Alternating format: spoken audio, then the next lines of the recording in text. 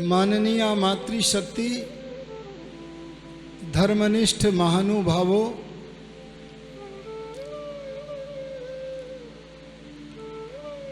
वर्तमान जो वर्ष चल रहा है,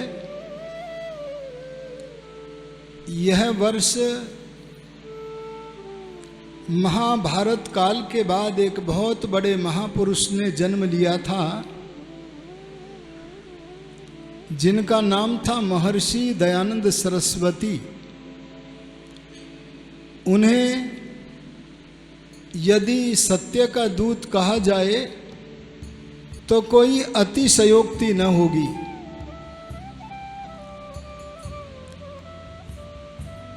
उनके जन्म की 200वीं जन्म शती का ये वर्ष चल रहा है। 200वीं जन्म शती के इस वर्तमान वर्ष में विश्व भर में बड़े बड़े कार्यक्रम आयोजित किए जा रहे हैं। उन आयोजनों का उपक्रम शुभारंभ भारत के प्रधानमंत्री आदरणीय श्री नरेंद्र मोदी जी ने दिल्ली की एक जनसभा से प्रारंभ किया। उसके पश्चात संस्कृति मंत्रालय की ओर से भी विभिन्न कार्यक्रम संयोजित हो रहे हैं। उसी श्रृंखला में आर्य समाज आत्मानंद धाम बिजनौर में ने भी विचार बनाया कि महर्षि दयानंद जी के अनेक ग्रंथों में एक ग्रंथ सत्यार्थ प्रकाश, इसकी व्याख्यान माला लोगों के सामने रखी जाए। आजकल हम हिंदी भाषा पढ़ने में बड़े निर्बल हैं। अगर कहीं पर कोई व्यक्ति भाषण करता है तो उसके वाक्यों में आधे से अधिक शब्दों का प्रयोग अंग्रेजी या उर्दू का होता है। उन्हें विवश होकर के अंग्रेजी या उर्दू के शब्दों को बोलना पड़ता है, क्योंकि उन्हें हिंदी का अच्छा परिज्ञान नहीं है। जब हिंदी दिवस आता है तो मैं तो शुभ कामनाएं दिया करता हूं कि हे प्रभु, ऐसी कृपा करो कि आज के युवाओं को कम से कम इतनी हिंदी का ज्ञान तो हो जाए कि वे सत्यार्थ प्रकाश को पढ़कर समझ सकें। बहुत सारे लोगों को सत्यार्थ प्रकाश देते हैं तो वे समझ नहीं पाते, इसलिए उनके कल्याण के लिए सत्यार्थ प्रकाश व्याख्यान मालाओं के कई अंग आपके सामने रखे जाएंगे। उसी में इस वर्ष ये पहला सत्यार्थ प्रकाश व्याख्यान माला का अंग उपस्थित है। सबसे पहले हमें यह जानना चाहिए कि सत्यार्थ प्रकाश पुस्तक के रचयिता की विशेषता क्या है, क्योंकि हमारे पुस्तकालयों में अनेक ग्रंथ होते हैं और हम सभी ग्रंथों को पढ़ा करते हैं, लेकिन सत्यार्थ प्रकाश नामक ग्रंथ की विशेषता क्या है? देखिए, संसार में दो प्रकार के ग्रंथ प्रामाणिक होते हैं। एक तो परम शास्त्र, अरे क्या बोला मैंने? परम शास्त्र। परम शास्त्र संसार में केवल एक है, जिसका नाम है वेद। अरे बोलो, क्या नाम है? वेद के तुल्य संसार में कोई शास्त्र नहीं है। आपके घरों में कई प्रकार के दीपक होते हैं। आप बाजार से भी विद्युत दीपक लेकर के आते हैं। अपने घरों में भी दीवलें बनाकर उनसे प्रकाश करते हैं। तमाम सारे दीपक होते हैं, वे सब अच्छा कार्य करते हैं प्रकाश फैलाने का। लेकिन क्या संसार में कोई सूर्य के तुल्य दीपक बना था, अरे बना है या बोलो बनेगा? अरे बोल दो, नहीं बन सकता। इस बात को इस समय अगर कोई जनाता है तो सनातन धर्म के उस आंदोलन का नाम है आर्य समाज। आर्य समाज के बाहर यदि आप रहोगे तो कोई गीता की बात करेगा, कोई रामायण की बात करेगा, कोई महाभारत की बात करेगा। ये जो पुस्तकों के नाम मैं ले रहा हूं, ये पुस्तक भी अच्छी पुस्तक तो हैं, पढ़ने योग्य पुस्तक तो हैं। हमें अपने घरों में रखकर इन पुस्तकों को पढ़ना तो चाहिए, लेकिन इन सारे ग्रंथों में जहां से चलकर के ज्ञान का प्रकाश आया, वो ज्ञान का मूल स्रोत क्या है? अरे बोलो क्या है? वेद है। आपसे अगर कोई पूछे गीता कैसा ग्रंथ है, तो आप ये कह सकते हैं गीता अच्छा ग्रंथ है। ऋषि मुनियों के बनाए हुए सारे ही ग्रंथ अच्छे होते हैं, क्योंकि ऋषियों के बनाए हुए हैं। उनमें मिथ्या बातों का होना संभव नहीं है।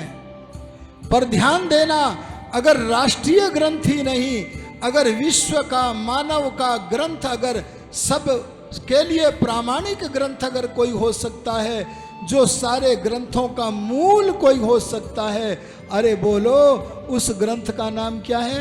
वेद। बोलो क्या है जी? वेद सनातन ज्ञान है। ध्यान देना, वेद क्या है? सदा रहने वाला ज्ञान। सुनो, ऋषि मुनियों के बनाए हुए ग्रंथ उनके जन्म होने के बाद हमारे सामने आते हैं। वे पहले नहीं थे और आगे भी सदा नहीं रहेंगे, लेकिन परमात्मा की कल्याणी वाणी, वेद की रचना सनातन है। वो पहले की सृष्टि में भी थी, वो इस वर्तमान सृष्टि में भी है, और आगे जब जब प्रलय के बाद सृष्टियां होंगी, उनमें भी परमात्मा का ज्ञान सदा वर्तमान रहेगा। तो वेद क्या हो गया? परम प्रमाण। अरे बोलो क्या हो गया? वेद को आप कह सकते हैं सनातन। वेद को क्या कह सकते हैं? सदा रहने वाला। जैसे सूर्य सदा रहता है, हाँ, सूर्य उत्पन्न होता है, विनाश को प्राप्त होता है, लेकिन बनना बिगड़ने का जो क्रम है, वो क्रम तो सनातन है। ऐसे वेद का प्रादुर्भाव होना, वेद का प्रलय में फिर परमात्मा के ज्ञान में टिक जाना, ये उत्पन्न माने प्रादुर्भाव होना, ये सनातन है। जो वेद का ज्ञान इस सृष्टि में है, वही पहले भी था। अरे बोलो वही, अरे बोलो वही आगे भी होगा।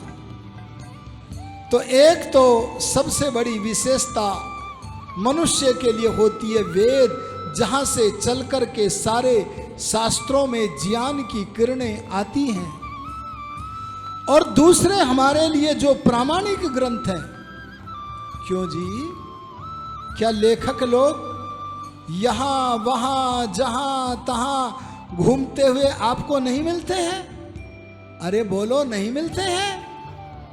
तमाम सारे राइटर, तमाम सारे लेखक, तमाम सारे वक्ता आपको संसार में भ्रमण करते हुए मिलते हैं, लेकिन सारे लेखकों की वाणी, सारे लेखकों का लेखन सत्य नहीं होता।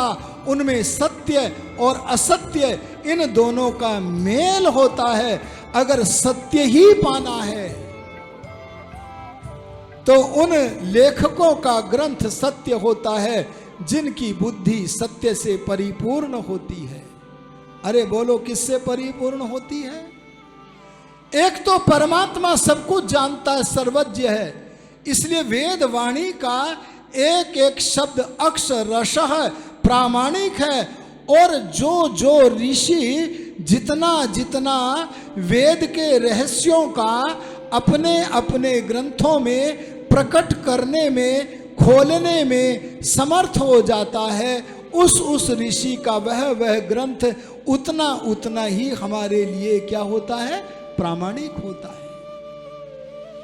ऋषि दयानंद जी महाराज तपस्या करके, विद्या प्राप्ति का महान कर्म करके जब दंडी गुरु स्वामी विरजानंद जी महाराज की कुटिया से, मथुरा से निकले, सुनो इधर सुनो, यहां वार्ता मना है,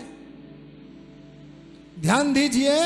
जब दंडी गुरु स्वामी विरजानंद जी की कुटिया से निकले और निकल करके उनसे पूछा कि तुम सत्यार्थ प्रकाश की रचना करने लगे हो, तुम वेदों का भाष्य करने लगे हो, तुम शास्त्रार्थ करने लगे हो, तुम परिभ्रमण करके यत्र तत्र सर्वत्र प्रवचन करने लगे हो, तुम अपने प्रवचनों में, अपने कार्यों में प्रमाण किसे मानते हो? आहा, तब सत्य का दूत दयानंद बोला, ध्यान से सुन लेना, आपके मन में किसी भी प्रकार का अगर कोई प्रश्न हो तो 7 दिन यहाँ है।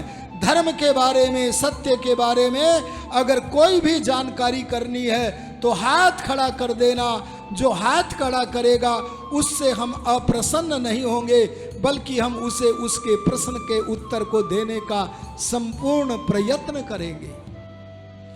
आपसे मैं चाहूंगा, आप सामाजिक संचार माध्यम से या वैयक्तिक स्तर पर बिजनौर परिक्षेत्र के लोगों को यह सूचना दे दो कि अरे देखो, 7 दिन के लिए बिजनौर में एक बड़ी घटना घट रही है। कोई आपसे पूछे क्या घटना घट रही है बड़ी, तो कह देना धर्म संबंधी। अरे क्या कह देना? धर्म संबंधी, संस्कृति संबंधी, जीवन में कैसा आचरण होना चाहिए इत्यादि तमाम सारी बातों को जानने का अगर कोई भी जिज्ञासा हो, कोई भी प्रश्न हो, तो आर्य समाज आत्मानंद धाम बिजनौर में तुम्हारे प्रश्नों का समाधान किया जा रहा है। बोलो, क्या ये छोटी घटना है? अरे बोलो, छोटी घटना है?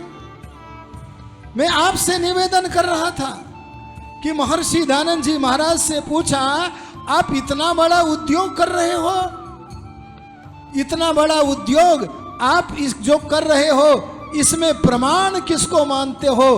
तब ऋषि दयानंद बोले, मैं परम प्रमाण तो परमात्मा की वाणी वेद को मानता हूं। अरे बोलो, किसको? अरे आजकल तो कथाएं उन तथा कथित पुराणों की हो रही हैं। ए भाइयों बहनों, अभी तो हमें पुराणों का भी नहीं पता क्या है।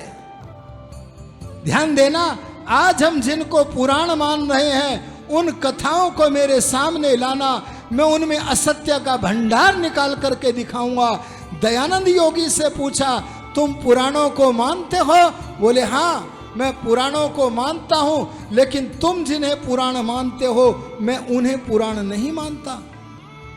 आप किन्हें पुराण मानते हो? बोले जिनको सब ऋषि मुनि मानते थे, जिनका नाम है ब्राह्मण ग्रंथ, शतपथ आदि जो ग्रंथ हैं, मैं उन्हें प्रमाण मानता हूं। उन्होंने कहा, मेरे लिए परम प्रमाण है, जैसे सूर्य प्रकाश के लिए परम प्रमाण है, ऐसे मेरे लिए परम प्रमाण है भगवान की कल्याणी वाणी। अरे बोलो, वेद। और बोले और किनको प्रमाण मानते हो? तब उन्होंने कहा, मैं केवल वेद को ही प्रमाण नहीं मानता, मैंने बहुत सारे ग्रंथों को पढ़ा है, सुनना ध्यान से, और मैं संस्कृत के 3000 से अधिक ग्रंथों को। कितने जी? अरे किसी ने पढ़े 3000 ग्रंथ? संस्कृत भाषा में, हिंदी भाषा के अलग हैं। मैं वेद के अतिरिक्त संस्कृत भाषा में लिखे हुए 3000 से अधिक ग्रंथों को प्रामाणिक मानता हूं। और उन्होंने वे इन बातों को संक्षेप में इस प्रकार कहते हैं कि सृष्टि के आरंभ में चारों वेदों के विद्वान एक महात्मा हुए, उस ऋषि का नाम है ब्रह्मा। अरे बोलो, क्या नाम है? और मेरे इस इतिहास में जो मैं ऋषि परंपरा देखता हूं, उस ऋषि परंपरा में अब तक जो ऋषि हुए हैं उनमें सबसे अंतिम ऋषि, इसका यह अर्थ नहीं है कि आगे नहीं होगा, आगे भी होगा। लेकिन ऋषि दयानंद कहते हैं वर्तमान की ऋषि परंपरा में जो इतिहास में अंतिम ऋषि दृष्टिगोचर होता है वह जैमिनी, अर्थात ब्रह्मा से लेकर के जैमिनी पर्यंत सारे के सारे ऋषियों के ग्रंथों को प्रमाण मानता हूं। अर्थात वेद को मानना, अरे ब्रह्मा से लेकर जैमिनी पर्यंत, और अब मैं विष्णुमित्र तो ये कह सकता हूं जैमिनी ही नहीं, अब तो हम इतिहास के झरोखे में देखते हैं तो जैमिनी के बाद एक ऋषि और पैदा हुआ। अरे बोलो, अरे बोलो, उस ऋषि का नाम क्या है? अरे बोलो क्या है? अरे बोलते क्यों नहीं? उस ऋषि का नाम तुम नहीं जानते, उस ऋषि का नाम है दयानंद। अरे बोलो क्या नाम है? दयानंद।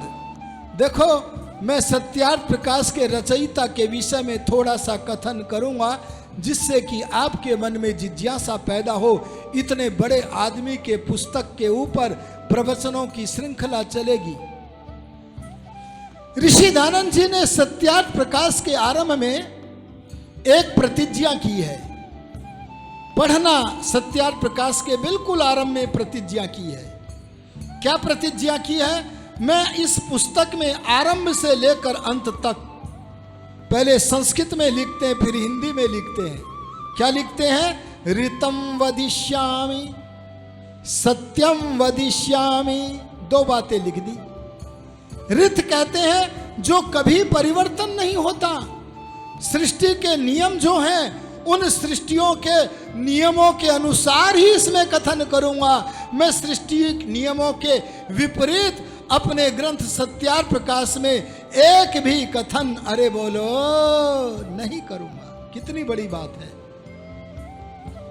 सत्यार्थ प्रकाश में एक भी अशुद्ध, एक भी असंबद्ध बात नहीं होगी। और कहा सत्यम वदिष्यामि, इसका अर्थ है मैं सत्य ही कथन करूंगा।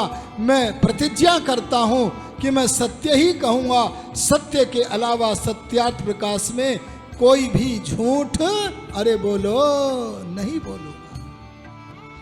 ऋषि दयानंद से एक बार पूछा कि आप क्या योगी हैं?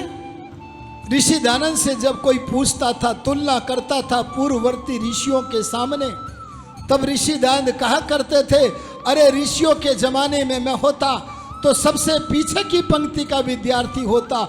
ऐसा वाक्य वे इसलिए बोलते थे क्योंकि वो निरभिमानी थे, उनके अंदर अहंकार नहीं था, विनम्रता थी, इसलिए ऐसा बोलते थे।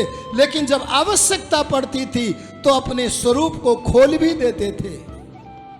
एक समय किसी ने पूछा, ए दयानंद, क्या तुम योग करते हो?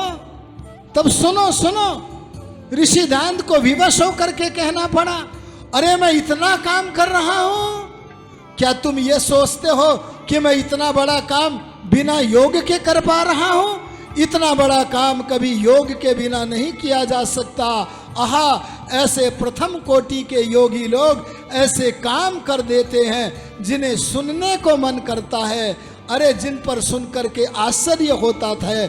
ऐसे थे दयानंद, जिनका नाम क्या था? योगी। देखो, जो पूर्ण योगी होता है उसके लिए एक शब्द प्रयुक्त होता है, ऋषि। अरे बोलो क्या होता है? ऋषि। आर्यो, मैं आपको दयानंद जी का परिचय कराता हुआ ऋषि शब्द का व्याख्यान कर रहा हूं। बैठ जाओ, बैठ जाओ, बस जो करेगा करेगा, बैठ जाओ। मैं ऋषि शब्द का परिचय आपको करा रहा हूं। एक बार कभी यास्काचार्य से पूछा था, आज के दिन में सत्यार्थ प्रकाश के रचयिता का परिचय आपको इसलिए करा रहा हूं ताकि आपको ये पता लगे कि कितने बड़े आदमी की पुस्तक की कथा यहां 7 दिन चलने वाली है। यास्काचार्य से पूछा, ऋषि ही कस्मात्, किसी मनुष्य को ऋषि किस कारण से कह देते हैं? भाई, हम सब मनुष्य बैठे हैं कि नहीं? अरे बोलो, बैठे हैं कि नहीं? पर क्या हम ऋषि हैं? अरे ऐसी कौन सी विशेषता है कि हम में से कोई आदमी दुनिया के सबसे बड़े पद को पा लेता है? अरे इतने बड़े पद को, चक्रवर्ती राजा को भी जो सुख प्राप्त न हो, उस सुख को पाने का अधिकारी ऋषि बन जाता है। ये ऋषि किसे कहते हैं, ये हम सनातनियों को जानना चाहिए। अरे बोलो, जानना चाहिए कि नहीं जानना चाहिए? तो आर्यों में बताना चाहता हूं, यास्काचार्य निरुक्त पुस्तक में लिखते हैं ऋषिर दर्शनात्। अरे बोलो, क्या कहा? बात नहीं करते, कुछ लोग वैसे ही आ जाते हैं। रोको इनको, रोको इनको, बात नहीं करते, कुछ पूछना नहीं। कोई पूछे तो कहो नहीं, बोलना नहीं है। यहां बोलना मना है 7 दिन। अगर कोई किसी से बात करना चाहे तो उत्तर मत दो, मना कर दो। ये सत्संग बिगाड़ने का नहीं है, सुधारने का। मौन होके बैठो।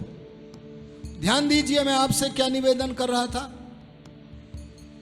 जब कोई व्यक्ति सभा में बैठकर बाधा डालता है ना, तो ऐसा लगता है कि जैसे खुली हुई आंखों की कोमल त्वचा में किसी ने कोई तिनका डाल दिया हो। बोलो, परेशानी होती है कि नहीं? आपको यहां आके कुछ पाना है, कुछ ग्रहण करना है। ध्यान दीजिएगा, पूरा एकाग्र होकर के बैठना है। मैं आपसे निवेदन कर रहा था, ऋषि किसे कहते हैं? इस प्रश्न का उत्तर दिया यास्काचार्य ने, ऋषिर दर्शनात्। ध्यान देना, क्या कहा? जिसे दर्शन होता है। अरे बोल दो, क्या होता है? जिस मनुष्य को दर्शन होता है, अगर दर्शन होता है तो वह मनुष्य ऋषि है। और यदि दर्शन नहीं होता तो बोल दो वो मनुष्य ऋषि। अरे बोलो, हमें दर्शन होता है या नहीं? अरे बोलते क्यों नहीं? आप कह सकते हैं, आप कह सकते हैं कि बुद्धि से कुछ कुछ दिखता है। आप कह सकते हैं कि आंखों से दिखता है, कानों से सुनाई देता है। आप सोच सकते हैं कुछ ना कुछ महसूस होता है।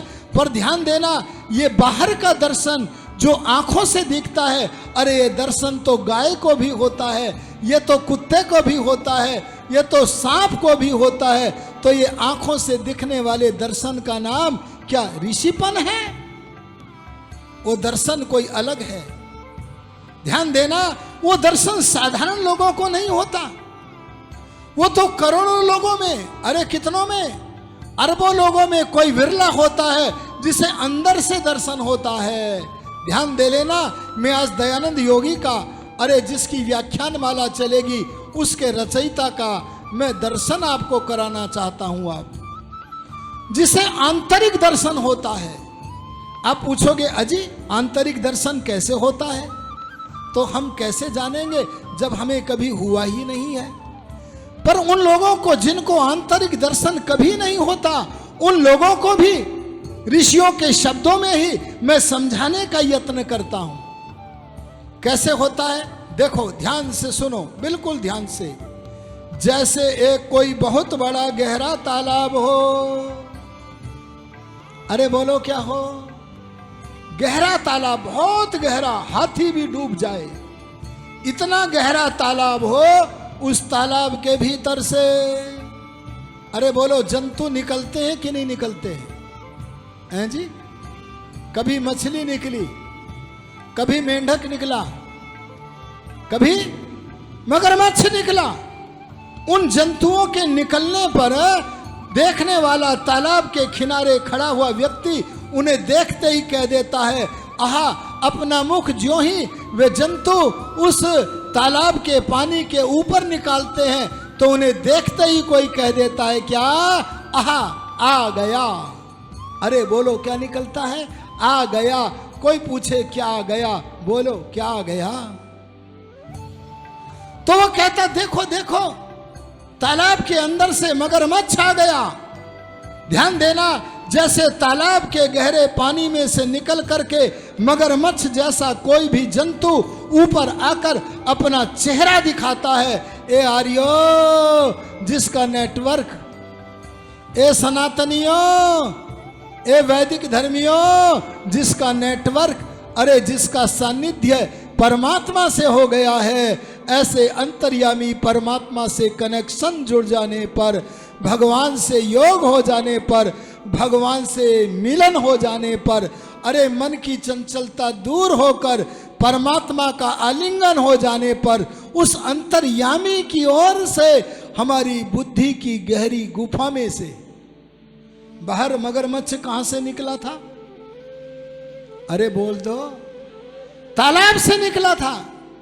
ठीक ऐसे ही अंदर अंदर हमारी बुद्धि की गहरी गुफा में से निकलकर अगर कोई घटना चमक जाए, सुन लेना ध्यान से क्या बोला मैंने, जो घटना बीत गई है पर किसी ने बताई नहीं है, किसी के बताए बिना वो घटना चमक जाए, जहां मेरी पहुंच नहीं है, अगर वहां की घटना मुझे चमक जाए और जो घटना अभी घटी नहीं है, अरे वो घटना भी बोलो चमक जाए, उसका नाम क्या है? ऋषि। देखो एक वेद का मंत्र यजुर्वेद में आता है, क्या? ये नेदम भूतम भुवनम भविष्यत् परिगृहीतममृतेन सर्वं येन यज्ञस्तायते सप्त होता तन्मे मनः शिव संकल्पमस्तु। शिव संकल्प के द्वारा मन को पवित्र करते हुए अर्थात अपने मनोबल को बढ़ाते हुए, अरे बोलो मन का बल किससे बढ़ता है? अरे बोल दो ना, आपके शरीर का बल बादाम खाने से बढ़ेगा, आपके शरीर का बल सात्विक भोजन से बढ़ेगा, आपके शरीर का बल अरे व्यायाम से बढ़ेगा, अरे आपके मन का बल बोलो ना कौन सी वस्तु से बढ़ेगा? अगर आप अपने मन के बल को बढ़ाना चाहो तो वेद भगवान इस मंत्र में कहते हैं, जितना जितना शिव संकल्प उत्तम विचार आपके मन में होंगे, उतना उतना ही आपका मन का बल अरे बोलो बढ़ेगा। बोलो बढ़ेगा कि नहीं बढ़ेगा?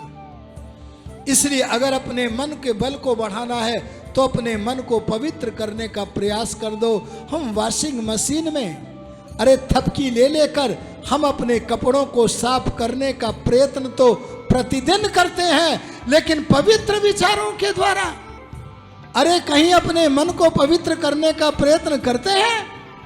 ऐसे पवित्र करे तो मनोबल बढ़ेगा, और मनोबल बढ़ता बढ़ता ईश्वर की उपासना से आत्मिक बल भी बढ़ेगा, परमात्मा के समीपस्थ भी होंगे, और तब परमात्मा का दर्शन होने पर, मैं इस दर्शन करने की व्याख्या करूं तो कई प्रवचन करने पड़ेंगे, अब तो एक वाक्य में काम चलाना पड़ेगा। आत्मा जब परमात्मा का प्रत्यक्ष कर लेता है, अरे बोलो क्या कर लेता है? आंखों से नहीं, वो आंखों का विषय नहीं है, अरे वो कानों का विषय नहीं है, अरे ध्यान देना वो किसी भी इंद्रिय का विषय नहीं है, और अंत में जाकर के तो वो मन का विषय भी नहीं है। अरे आत्मा सीधे जिसका प्रत्यक्ष करता है, उस परमात्मा के प्रत्यक्ष करने पर वो प्रत्यक्ष किया है जिसका, वो अंतर्यामी परमात्मा जिस आत्मा को तीनों कालों की घटनाओं का ज्ञान कराता है, ऐसा ज्ञान करने वाला, आंतरिक दर्शन करने वाला त्रिकालदर्शी मनुष्य, अरे बोलो क्या है? ऋषि। ये ऋषि दयानंद कोई साधारण राइटर नहीं था। आपसे मैं कहना चाहूंगा, तमाम सारे बिजनौर में बहुत सारे राइटर होंगे, उनकी तरह से कोई साधारण लेखक नहीं था। अरे जिसे अंदर से दर्शन होता था, और ध्यान देना ये दर्शन जो होता है ना, ये चारों वेदों में जितना ज्ञान है ऋषि को सारा ज्ञान होता है। हम लोगों से अगर आप कोई प्रश्न पूछना चाहें तो हम ऋषियों के ग्रंथों का स्वाध्याय करके, अरे जिन्होंने भगवान का दर्शन किया है उन ऋषियों के ग्रंथों का अध्ययन करके, आर्य समाज के विद्वानों की विशेषता है, तब आपके प्रश्नों का समाधान करते हैं। लेकिन जो समाधि में बैठ करके परमात्मा से चारों वेदों के ज्ञान को अपने आत्मा में धारण कर लेते हैं, तब कोई भी प्रश्न क्यों ना हो, चाहे बड़े बड़े विद्वानों की नगरी क्यों ना हो, उनके सारे प्रश्नों का समाधान करने वाला जो समाधाता होता है, बोलो उस महापुरुष का नाम क्या है? ऋषि। आप समझ गए ना? कई साधुओं को हिंदू मानते हैं जो जिंदगी भर मांस खाते रहे। अरे बोलो क्या खाते रहे? मांस खाते रहे। अरे जो वेदों से विरुद्ध चलते रहे उन्हें हमने सिर पर उठा करके रख लिया है। पर ध्यान देना, जो संसार का सबसे बड़ा आदमी जैसे ब्रह्मा, जैसे पतंजलि, जैसे कणाद, जैसे जैमिनी बने थे, ऐसे उच्च अवस्था को पाया जिसने, ऐसे महात्मा सत्य के दूत दयानंद की रचना, उसके सत्यार्थ प्रकाश की व्याख्यान माला का यहां प्रारंभ होने जा रहा है। मैं आपसे एक दो बातें और कहना चाहता हूं। ऋषि दांत को समाधि के द्वारा और स्वाध्याय के द्वारा जहां समस्त ज्ञान विज्ञान जो मनुष्य के लिए आवश्यक था वह ऋषित्व के कारण प्राप्त था। मैं सर्वज्ञ नहीं कह रहा हूं, पर मनुष्य को जितना ज्ञान आवश्यक होता है वह ऋषित्व के कारण उन्हें समस्त ज्ञान था, ऐसा कह रहा हूं। आर्यो ध्यान देना, ऋषिदांत कैसे व्यक्ति थे? अरे बोलो, भगवान की वाणी। क्या नाम है भगवान की वाणी का? 7 दिन आओगे तो सनातनी बना दूंगा, बस शर्त ये 7 दिन आ जाना। अगर दवाई कड़वी लगे तो पीना, रोज पीना, 7 दिन पीना। आज तो मैं भूमिका बना करके समाप्त करूंगा, 7 दिन पी जाना। आपको अमूल्य उपहार यहां से मिलेंगे, मैं निश्चय देता हूं आपको। आपसे पूछता हूं, बोलो भगवान की वाणी का नाम क्या है? अरे बोलो क्या है? अरे कोई आपसे पूछे आपका धर्म क्या है तो कहना हमारे धर्म का नाम वेद है। अरे वेद ही सनातन है, जो वेद के अनुसार है वह हमें मान्य है, और वेद के अनुसार केवल ऋषियों के ही विचार होते हैं। तभी दंडी गुरु स्वामी विरजानंद जी ने कहा था, ए दयानंद, मनुष्यों के ग्रंथ बनाए हुए ग्रंथों को कभी मत देखने लग जाना, क्योंकि उसमें ईश्वर की निंदा। अरे बोलो किसकी? ईश्वर की वाणी वेद की निंदा। अरे सत्य का गला घोटा जाता है। इसलिए अगर तू प्रमाण किसी को मानना तो भगवान की वाणी वेद को मानना, या किसको मानना? अरे बोलो, ऋषियों की वाणी को मानना। ऋषि दानंद जी महाराज जब वेद भाष्य कराते थे तो अच्छे अच्छे विद्वान लेखकों को बैठाते थे, बोले मैं बोलता जाता हूं तुम लिखो। और कई बार संस्कृत का व्याकरण का पंडित महर्षि दान जब किसी वेद के मंत्र के अर्थ करने में अटक जाता था तब वह अपने ऋषित्व से काम लेता था और कहता था रुको रुको बैठो। ऐसा कई बार हुआ, ए लेखको बैठो, अभी आया बैठो, और चले गए कमरे में। लेखक देखते रहते थे कमरे में क्या करने जाते कई बार, और कमरे में जाकर अपना कपाट माने, अरे बोल दो ना, दरवाजा द्वार का जो लगाने का होता ना उसको कपाट बोलते हैं। ध्यान देना, उसे बंद करके अंदर समाधि में बैठ जाते थे प्रत्यक्ष कर लेने के लिए परमात्मा से। और जब परमात्मा का प्रत्यक्ष होता था तो भगवान से पूछते थे, प्रभु इस वेद के मंत्र के अर्थ को भाष्य करने को मैं अटक गया हूं, मुझे इसके अर्थ का बोध कराओ।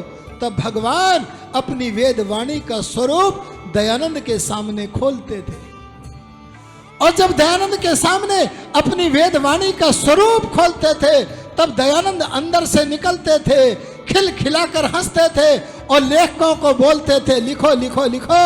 ऐसा जब कई बार होता था तो लेखकों ने एक दिन छिप करके देखा कि दयानंद अंदर जाकर क्या करते हैं, और जब देखा तो उन्होंने पाया अरे दयानंद तो एक मीटिंग में बैठते हैं, जिस मीटिंग के 2 ही सदस्य हैं, दयानंद का आत्मा, अरे बोलो दूसरा परम पिता, अरे बोलो परम पिता परमात्मा। अरे जो भगवान से पूछ पूछ कर बोलता है, जो भगवान से पूछ पूछ कर शास्त्रार्थ करता है, जो भगवान से पूछ पूछ कर लेखन करता है, अपने सारे कार्य भगवान से पूछ करके करता है, अपनी कोई इच्छा नहीं रखता, तेरी इच्छा पूर्ण हो यह कहकर परमात्मा की व्यवस्था में निमग्न रहता है। ऐसे दुनिया के सबसे बड़े लोगों में एक व्यक्ति का नाम था सत्य का दूत महर्षि, अरे बोलो क्या नाम था? महर्षि बस महर्षि दयानंद अगर पकड़ा जाए तो पकड़ लो, सनातनी बन जाओगे। अगर आर्य समाज को पकड़ा जाए तो बोलो पकड़ो, सनातनी बन जाओगे। आपके मन में एक प्रश्न होगा, ऋषि के लेखन की विशेषता क्या होती है? तो मैं कहूंगा ऋषि जो कुछ लिखते हैं, सुन लेना ध्यान से। बहुत पुस्तकों में गपोड़े हैं, मैं इनमें गपोड़े वाली पुस्तकों के नाम इसलिए नहीं लूंगा क्योंकि यहाँ बहुत सारे लोग ऐसे भी दिख रहे हैं मुझे जो गपोड़ों वाली पुस्तकों को पढ़ते हैं, पर मुझे डर है कल से वो उन पुस्तकों का नाम सुन के कहीं आना बंद ना कर दें। 7वें दिन बता दूंगा उन गपोड़ों वाली पुस्तकों को भी, अभी नहीं बताऊंगा। ध्यान देना, मैं आपसे निवेदन करना चाहता हूं, ऋषियों का जो लेखन होता, वक्तव्य होता है, उसकी क्या विशेषता होती है? महर्षि पतंजलि बोले, अरे तुम जानते हो ऋषि किसे कहते हैं? ऋतम भरा तत्र प्रज्ञा, अरे जिनकी बुद्धि में सत्य भरा हुआ होता है, सत्य से स्थान खाली ही नहीं होता है, जहां मिथ्या का प्रवेश ही नहीं हो सकता है, ऐसे सत्य से परिपूर्ण बुद्धि वाले लोगों को क्या कहते हैं? बोलो ऋषि। और वो क्या कहते हैं? वो जो भी कुछ लिखते हैं, अरे बोलो वो जो भी कुछ लिखते हैं उसका नाम होता है सत्यार्थ प्रकाश। अरे बोलो पतंजलि जी ने क्या लिखा? योग दर्शन। योग दर्शन में सत्य है कि असत्य है? सत्य। अर्थ माने वस्तु, जहां सत्य वस्तु का प्रकाश किया जाए, वो चाहे योग दर्शन हो, चाहे न्याय दर्शन हो, चाहे सांख्य दर्शन हो, चाहे रण क्षेत्र में किया गया योगी राज श्री कृष्ण का उपदेश हो, वहां सत्य अर्थ का ही प्रकाश किया जाता है। इसलिए योगियों का, ऋषियों का लेखन या भाषण जो होता है उसे हम एक ही नाम दे सकते हैं। अरे बोलो उस नाम का क्या नाम है? सत्यार्थ प्रकाश। और दयानंद योगी तो बोले सारे ऋषियों का लेखन और भाषण सत्यार्थ प्रकाश होता है। मैं ये जानता हूं, लेकिन वर्तमान परिस्थिति में विश्व की जनता संस्कृत को कम जानती है, इसलिए उनकी भाषा में मैं जिस पुस्तक की रचना कर रहा हूं, अरे जिन वेदों के रहस्यों को खोल रहा हूं, अरे जिन सनातन बातों को बता रहा हूं, अरे ब्रह्मा से लेकर के जैमिनी पर्यंत मनुष्यों की, ऋषियों की जिन बातों को बताऊंगा, उस बातों को से युक्त जो पुस्तक है, उस पुस्तक का भी नाम क्या रख देता हूं? सत्यार्थ प्रकाश। अच्छा ये बताओ, आपको खाने में कौन सी चीज बढ़िया लगती है? अरे कोई सी चीज बोल दो जो सबसे अच्छी लगती हो। देखो वे कहती है आम अच्छा लगता है, एक कहता है खीर बहुत अच्छी लगती है। अच्छा जिसने खीर अच्छी लगती है, अगर उसने खीर नहीं खाई तो बोले हम तो रह गए, कुछ भी नहीं खाया। अच्छा जिसे आम अच्छा लगता है, बोलो वो, अरे आम नहीं खाया तो कुछ भी नहीं खाया। ऐसे ही मैं कहता हूं, अगर आपने वेद नहीं पढ़ा और वेद के रहस्यों को खोलने वाले ऋषियों के लेखन को नहीं पढ़ा, तो कम से कम अन्य ऋषियों की तरह आपकी भाषा में जो दयानंद योगी ने, ऋषि ने लेखन किया है, अगर तुमने वो पढ़ लिया तो आपने इस संसार में आकर सब कुछ पा लिया। और अगर आपने सत्यार्थ प्रकाश नहीं पढ़ा तो समझ लेना आपने अपने जीवन में कुछ भी प्राप्त, अरे बोलो, नहीं।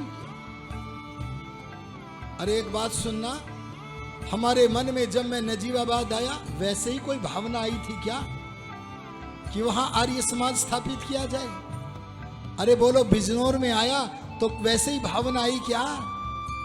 मैं एक योगी के चक्र में और आ गया, उनका नाम है योगीराज स्वामी आत्मानंद जी।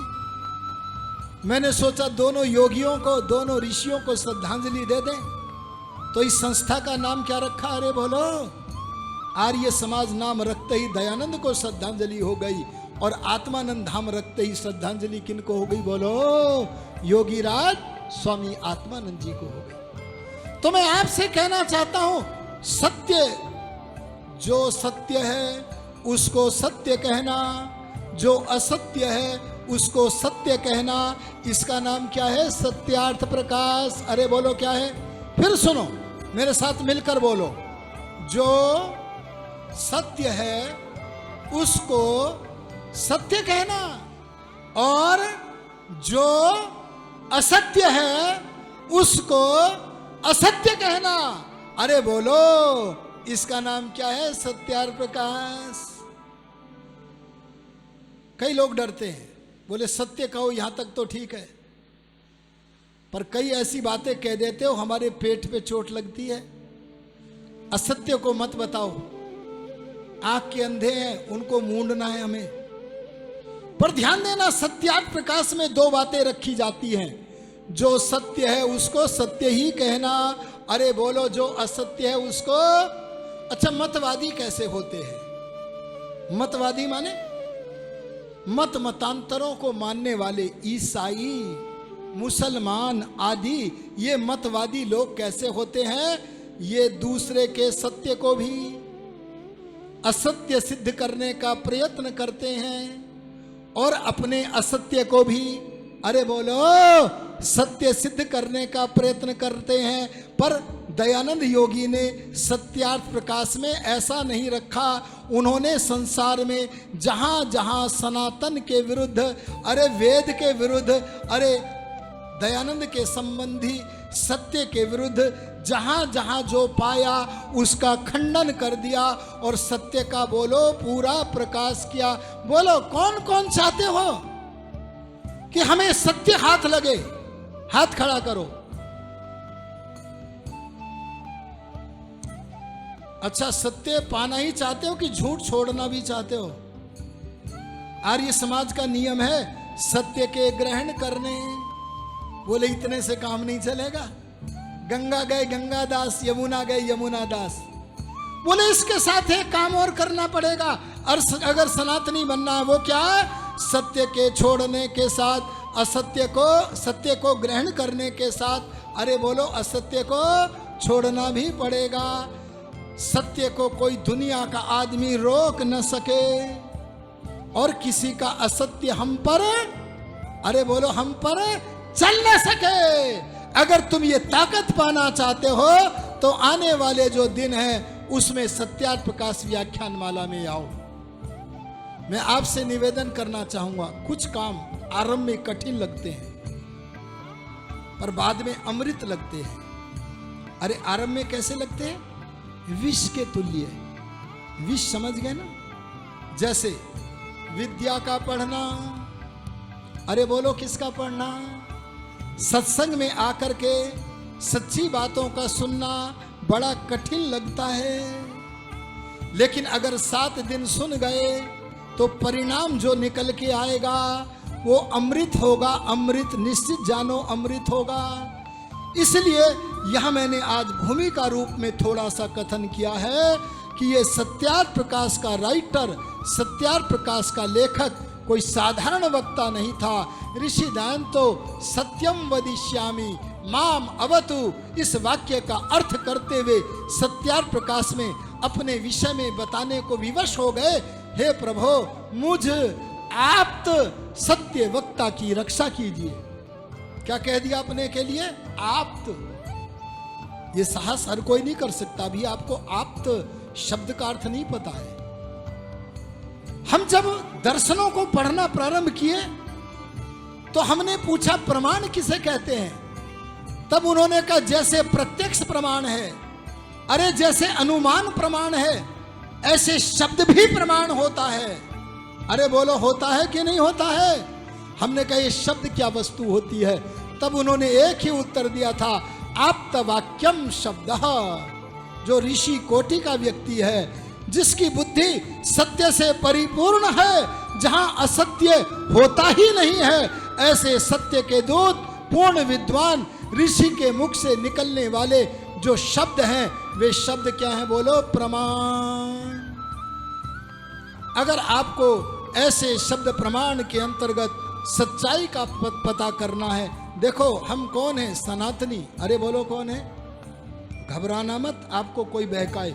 एक बार 7 दिन तक आ जाना। समय हो गया, मुझे रुकना होगा। कल से सत्यार्थ प्रकाश की व्याख्यान माला हम विस्तार में आरंभ कर देंगे। आज भूमिका बताकर केवल इतना आकर्षण आपको दिया है कि सत्यार्थ प्रकाश का रचयिता कोई साधारण मनुष्य नहीं था, बल्कि धरती का सबसे बड़ा आदमी। जैसे कभी याज्ञवल्क्य था, अरे कभी पतंजलि था, कभी कणाद था, कभी गौतम था, कभी वशिष्ठ था, जिनके चरणों में बड़े बड़े राजा महाराजा ओतप्रोत होते थे। ऐसे महाभारत के बाद अगर संसार में कोई सबसे बड़ा आदमी आया, बोल दो उस सबसे बड़े आदमी का नाम क्या है? महर्षि दयानंद। आपने हमारे प्रवचनों को ध्यान से सुना। मैं चाहता हूं कि आपसे हमें कुछ दक्षिणा भी मिले, और दक्षिणा वो चाहिए, वो देना जो हम चाहते हैं। भाई दान देना हो तो वहां दे लेना, वो पैसे वाला, वो हमारे कोषाध्यक्ष जी बैठे हैं। और यहां दक्षिणा पैसे की नहीं चाहिए, दूसरी वाली चाहिए।